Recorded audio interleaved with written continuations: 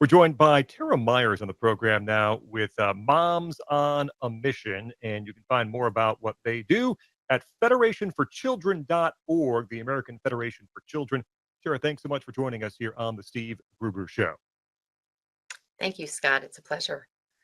At the forefront of advocating for educational freedom, there's lots on the front burner about educational freedom these days.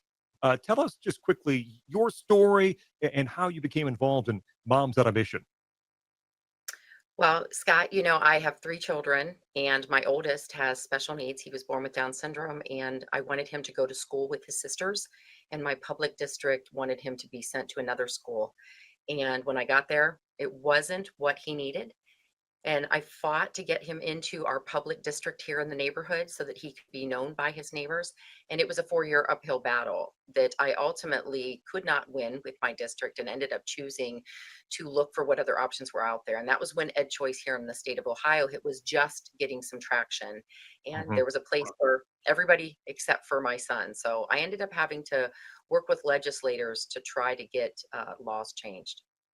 Now, this is interesting because those who advocate for school choice and educational freedom, one of the largest pushbacks that they get, the opponents say, whoa, whoa, whoa, this is terrible for special needs children because charters won't take them and the vouchers won't take them. And this is terrible. And that's why we can't have educational choice and educational freedom. And you're telling a story that is the exact opposite of that, right? Correct. Yes. When we in Ohio, and that was the case when I was looking for my son, there was my public district actually told me, we control all the funds. Good luck, because you can't do it without us. And so that sent me on the march. And we did have a virtual charter school that stepped up to the plate and said, we can offer services for him. And in the long run, it wasn't the right fit for him.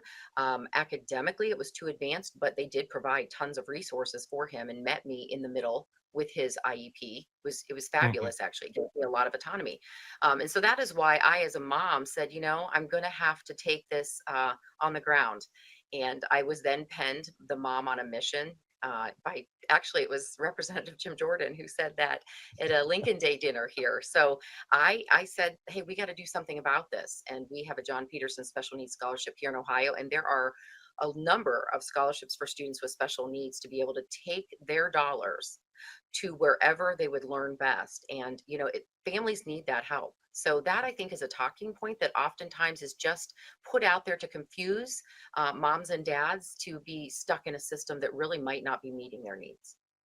Fit is so important for parents and children because every child is different. Every child is different and needs are different. And I always go back to the example, we bust our butts to choose the best cell phone provider and we want the exact phone, whether it's Samsung, Apple, Motorola. But when it comes to schools, so many say, well, I guess that's the one we have to go to. Our zip code says so.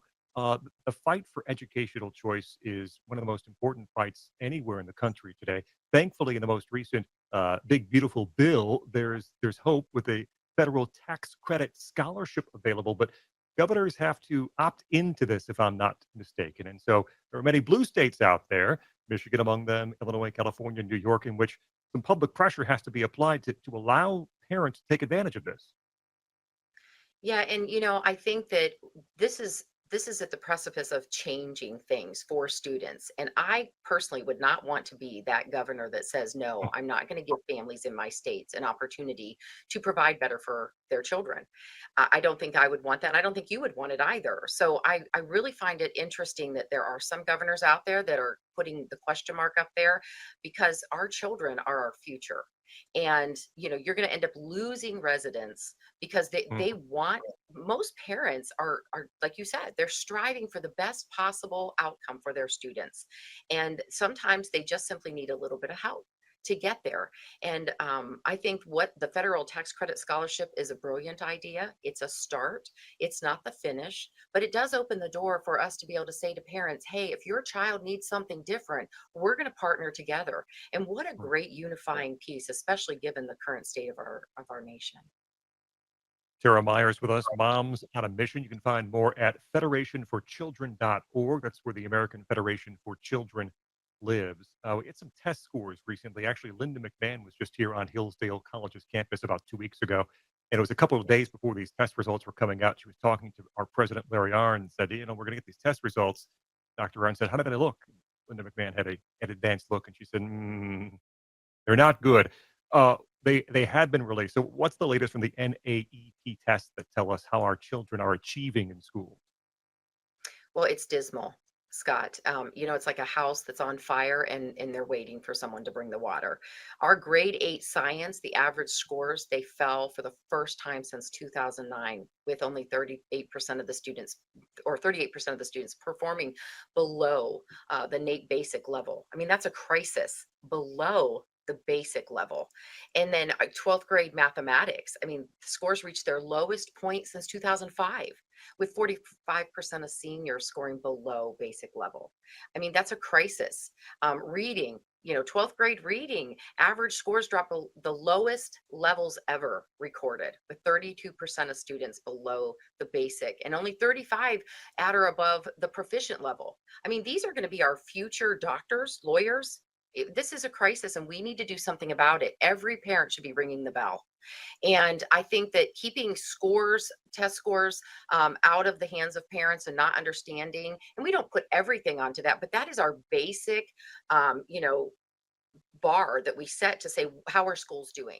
If we had a private entity and those were the results, we'd be running. Hmm. Yep. Think about it. Your produce at the grocery store was below the standard level. My goodness, you would not be buying there anymore. So why on earth are we insisting that our students attend these schools and programs? It's very unfair to Uh, them. Tera Myers, we got about 60 seconds left here. I was looking last week, chronic truancy numbers here in Michigan, where I live. 28% of students, K-12 in Michigan, chronically truant, missing at least 10% of the school year. In Detroit, it was 61% missing at least 10%. Many are missing more than that. Increased choice, educational freedom, which gives parents more involvement and perhaps students a better educational experience. Can that help bring those chronic truant numbers down?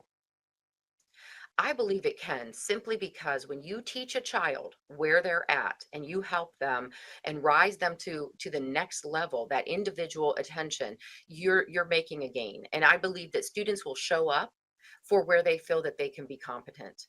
If a Hmm. student is not getting what they need, they're not going to show up for it. Tera Myers, Moms on a Mission. Find more at federationforchildren.org, where you can find out more about Moms on a Mission. Tara, thanks so much for joining us this morning on The Steve Gruber Show. Thank you so much, Scott.